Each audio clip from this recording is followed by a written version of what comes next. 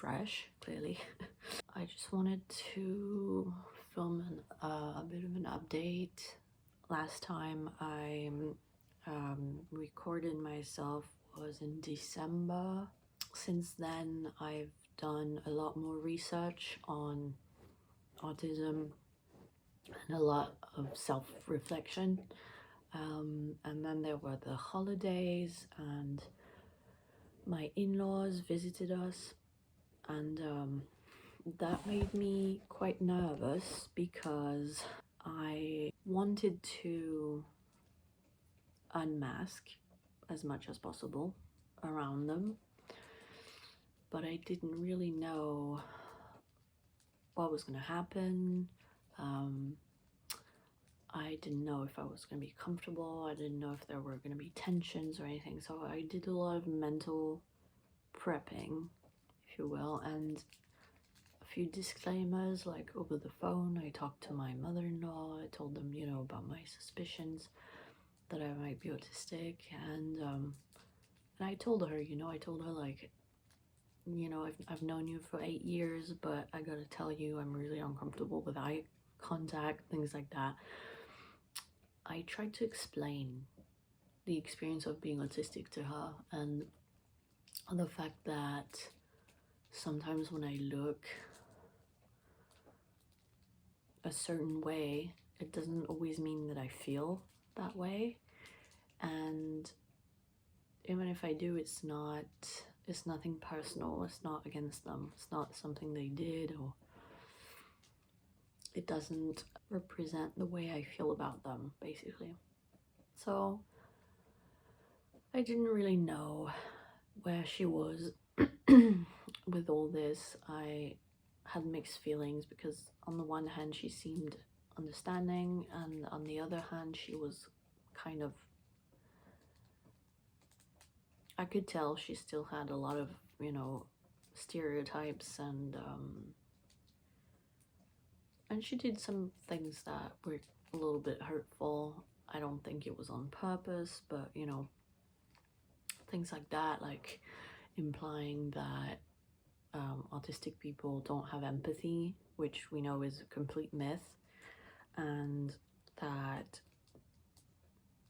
yeah, basically I don't have empathy. That's like what I understood from that, which hurt because it was not a nice thing to hear, and also it's completely wrong.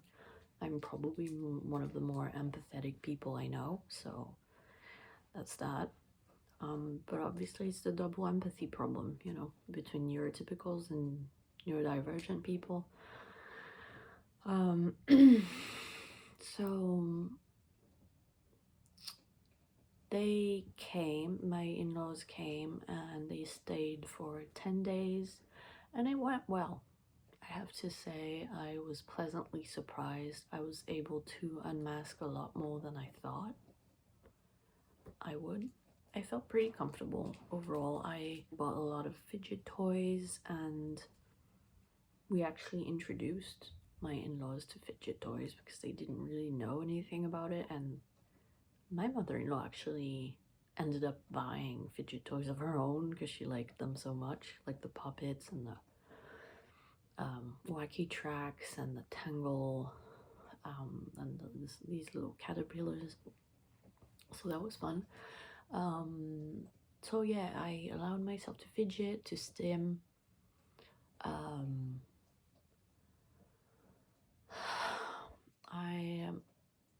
I was more myself. I'm not gonna say that I was completely unmasked, but I didn't force myself to make eye contact if I didn't feel like it. I didn't force myself to be overly expressive if I didn't feel like it. I just let my authentic self shine through more than I usually do. And I was expecting them to react in kind of a negative way, because that's just how everyone's reacted in the past to my authentic self. And I was surprised because they didn't. I don't know if it was because of the disclaimer I gave, or just because, you know, they know me more than I think they do, whatever. But yeah, they reacted pretty well to it. They were nice and understanding, and I'm very grateful for that. I definitely couldn't have expected anything like that from my, you know, biological family that I don't really talk to anymore. So it's nice to have some family that understands, um, even if it's not blood family, it's still family. And so that was nice. I was able to unmask a lot more, take more time to rest and be on my own as well. I had a few moments that were difficult to handle. Um, Also, I wore my loop earplugs a lot, like every single day, a lot more than I thought I would, and it really helped because I realized that I'm very self-conscious about everything about myself, and one of these things is my voice. And because when I was wearing my loop earplugs, I couldn't hear my voice as well. You can hear your own voice, but it's kind of muffled. So I don't know why, but it made me less self-conscious about my voice for some reason. So I wore them a lot around family, around my in-laws, and when we went out, we left the house, and it made a huge difference. Um, but there were a couple times when, like the first night, I felt quite tired and stressed out because I think it was the accumulation of all the stress, the dread, the anticipation, um, of them coming to our house and not knowing how it was gonna play out. And so that first night I was quite stressed and tired. I went to bed pretty early. Um, I gave myself that time to rest instead of forcing myself to stay up because I'm supposed to. And then it was fine from there. Like I just felt that, it was cool. I didn't have to be scared anymore. And then on New Year's Eve, so the 31st of December, I felt quite overwhelmed when we were making dinner and we were all in the kitchen. There was music on. There were the bright lights because my father-in-law like doesn't like it when the kitchen is too dim. So he's the only one who likes bright lights out of the four of us. So that was funny. But so there were the bright lights, the music. They were talking. We were making dinner. There were the cooking noises. A lot of things to focus on. All the veggies to cook and chop, just all the steps for making dinner, plus focusing on the mother-in-law who was constantly talking to us, asking us questions, and it was just too much. I felt really overwhelmed and overstimulated, so I ended up having to leave and go to another room. And just at some point I just sat in the bedroom in the dark and tried to breathe and just relax. And I felt really guilty for leaving our guests and leaving my partner to make dinner on his own, even though I knew he understood and he didn't, he was fine with it. I still felt guilty that I couldn't help him out. So I tried to come back a few times, and every time I just felt so overstimulated. I felt like panic rising and just feeling really overwhelmed. So I just had to leave. At some point I was like, I can't do this. I have to take some time away, because if I don't, I won't I won't be able to, I won't make good company anyway. So I took some time away, and I was really scared of what the in-laws were gonna think, whether they were gonna think that I was being weird or that I wasn't helping my partner or that I was avoiding them or whatever. But I guess all the disclaimers I gave them about the way I feel, etc., it played. It worked out because they understood, and then when I came back after a while, when my partner was finished making dinner, so it was a lot quieter. We were all sitting at the table. There was less noise, just less overstimulation, so I was able to come back. And I thought, oh, my partner must have explained to them that I was overstimulated, because I'm really bad at explaining how I'm feeling in the moment when I'm not doing well, or just in general. I struggle to express to people how I'm feeling. It makes me really uncomfortable. It makes me feel very vulnerable. So I can't just be like, hey, I'm feeling overstimulated right now. I'm just gonna step out for a bit. No, I just disappear without a word. So I thought my partner must have explained to them, because they were really accommodating. They were like, oh, we can turn off the lights if you want, blah blah blah. And I was like, And then he said, no, I didn't tell them anything. I just said you were taking some time to rest because you were tired. So I was like, well, that's great. They just figured it out on their own, basically. So it went well the rest of the evening.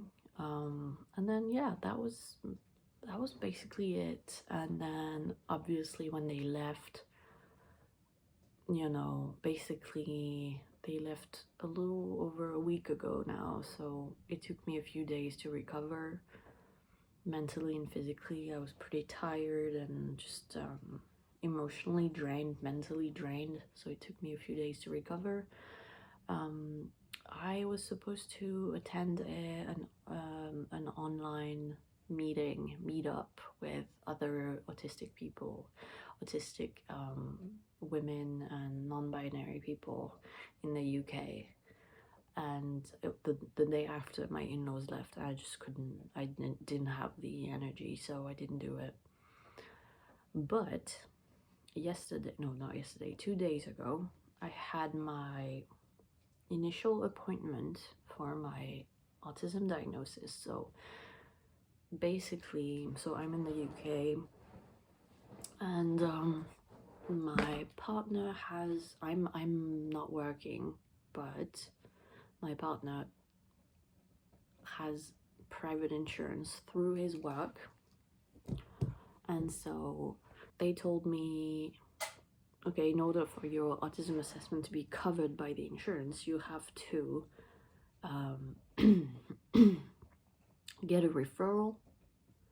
So I had a first appointment with a mental health practitioner. That was really bad, actually. It was not a nice experience, but I got my referral, which was what was important. So she referred me for one psychiatric appointment, and the goal of that appointment was for the psychiatrist to tell my insurance, yes, this patient would benefit from getting an autism assessment for their mental health. So I made an appointment with a psychiatrist that I found online, who it said on her profile that one of her areas of interest was the presentation of autism and ADHD in women. So I thought, she probably knows quite a lot about it, because I heard so many, just stories of people having bad experiences with mental health professionals just not being aware of what autism actually looks like, and having lots of stereotypes and stuff. So I thought it's really important that I see someone who knows about this stuff. So I found her, and then I had my appointment 2 days ago, and I was so nervous, so nervous. My belly was a mess. I felt, my stomach was all over the place. I felt like I was gonna throw up before the call, and I was like, why am I feeling so anxious? It's not like, it's not the actual assessment, you know, it's just an initial appointment, so it's cool. Like, there's very little chance that she's gonna say, oh no, I don't think you should get an assessment, like. But I was still so nervous. Well, obviously I'm always nervous when I have to talk to someone I don't know, but to a new person. But I was so stressed. And the appointment started, and I just didn't have a good feeling about it at first, because, well, I was in a gaming chair, and I was like doing that in my chair without realizing it, kind of as a stim. And so she was like, oh, I'm so she interrupted me after a few minutes, and she was like, oh, I'm sorry, I'm getting dizzy from watching you move in your chair. Can you stop, or else I'll turn off the video? So I was like, okay, that's great. Like, she's basically telling me to stop stimming. And so my mind went to, like, if she knew about autism, she would know that blah blah blah. And so I made assumptions about her, and like, I was like, okay, I know where this is going. She'll probably, at the end of the appointment, she'll probably go, no, I don't think you have autism for like a stupid reason, like you're able to just the stupid reasons that you hear online about people not being given a diagnosis because they're creative, or because they can look you in the eye, or whatever. So I was kind of expecting that. But so she asked me a lot of questions about, I had filled out an initial questionnaire, so I had already given her some kind of information, and she asked me questions about my special interests, about my routines, about my social difficulties. The only thing she didn't really cover were my social sensitivities, my sensory sensitivities. But other than that, and like, she asked me about my family, my school years, whether I had friends, blah blah blah, my partner. Just, she covered a lot of stuff in 30 minutes. I felt like I was talking so fast. My stimming, my mask, stuff like that. And at the end, she was like, yep, I think it's very likely that you have autism, indeed. I was so shocked, because I was so prepared to defend myself, advocate for myself, educate her.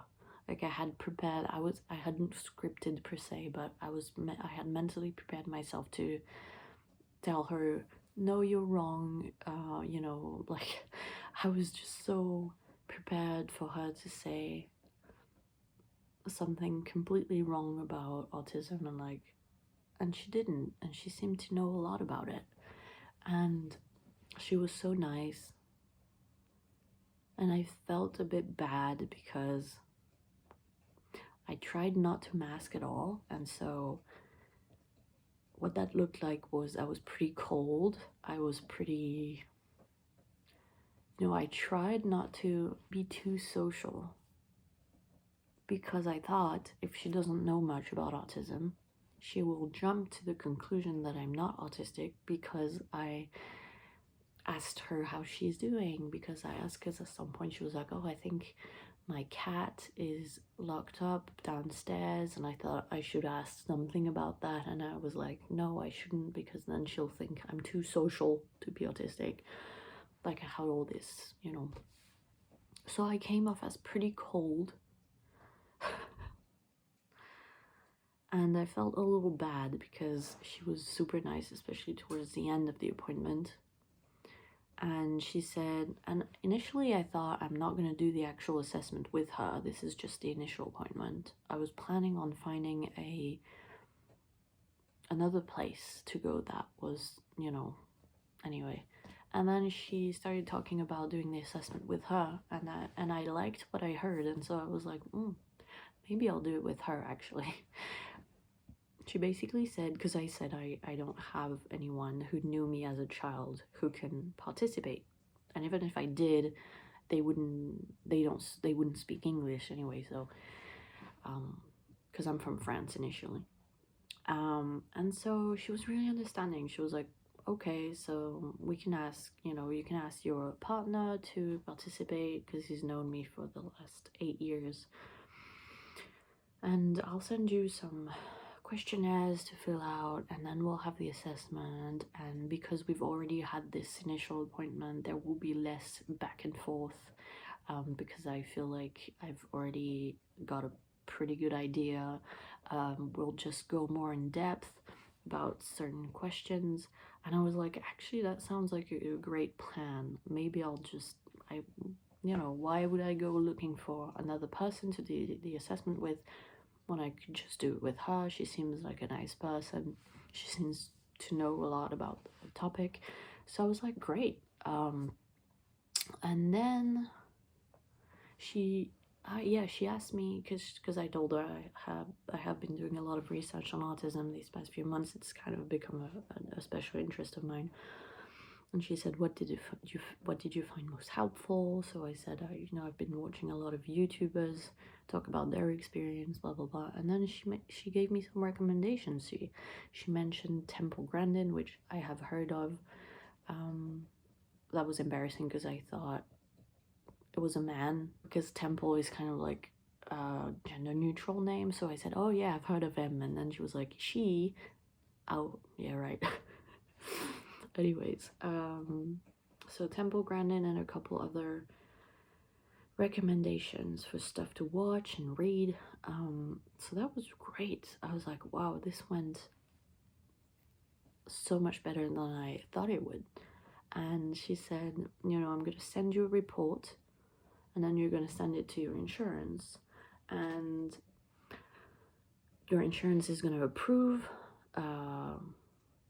the cover of, they're going to cover the assessment basically in full, and then we can go from there. So I was like, well, this went so well. I was kind of shocked, and then my imposter syndrome kicked in really, really hard. Then I was like, nah, you're not autistic. You just fooled the psychiatrist somehow. You just,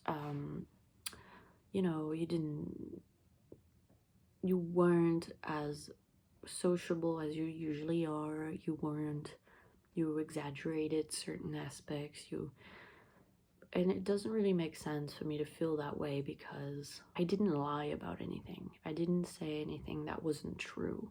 There was just one point where I felt like it's not that I exaggerated, but she asked about my routines and stuff, and it's not, autism is a spectrum. And although I do have rituals and routines and stuff like that, I feel like it's not that strong. But I presented it in a way that maybe is more, and again, I didn't say anything that wasn't true. I didn't lie, but it came across as maybe stronger than it actually is. I don't know. So I felt bad. I felt like I had deceived her. I felt like, usually I would have been a lot more warm and social with her. And then I felt, well, isn't that masking? So is it just that I didn't mask?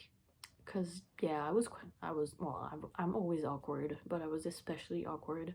I basically didn't know what to say. Like, I felt really grateful, but I think I was just in shock a little bit, and so I couldn't find anything to say other than thank you. So I kept saying thank you, thank you, thank you, bye. I wasn't really able to say anything else. Anyway, so yeah, my imposter syndrome has been biting me in the butt ever since these past 2 days, and it's been a lot emotionally. It's been a lot to process, because even though I've suspected my autism for the past 2 years, and I've been pretty certain about it for the past few months, but it's the first time that I'm hearing a mental health professional confirm my suspicions. in a very strong way. She wasn't like, well, it's a possibility that you're, no, she was like, it's pretty clear to me that you're autistic, we just need to confirm it, basically. And I just didn't expect to hear that. I don't know what I expected to hear, because I didn't expect to hear that I wasn't autistic, because I'm like, I'm so autistic. I don't know, it's just a mess in my head. I've been feeling quite overwhelmed and tired these past few days from just all the emotional processing that I have to do. But I'm excited because I think that this whole process is probably going to be a lot faster and a lot smoother than I anticipated. And I feel so grateful because I know how difficult it is for most people to get a diagnosis. Some people have to wait for years, they have to pay a lot of money. I don't have to spend a single pound, and it's probably gonna happen a lot sooner than I anticipated. So I feel so lucky that I'm able to have access to that through my partner's insurance policy, because if I didn't have that, then I wouldn't be able to get a diagnosis, because I just wouldn't be able to afford it. So I feel really grateful, really grateful. And yeah, like I thought, you know, if I'm lucky, maybe I'll have my diagnosis by the end of 2024. And now I'm like, maybe I'll have it before spring, you know. Like it's crazy. So I'm still processing all that, and I just wanted to record this quick update. I actually received an email from my psychiatrist while recording this, so I need to check that out after, because I probably received my report, so I definitely want to take a look and you know, continue with the whole process. So yeah, a lot of emotions. I don't really know what else to say, but I just wanted to record that update. That's basically it. Yeah, I don't even know how to end this video. Bye.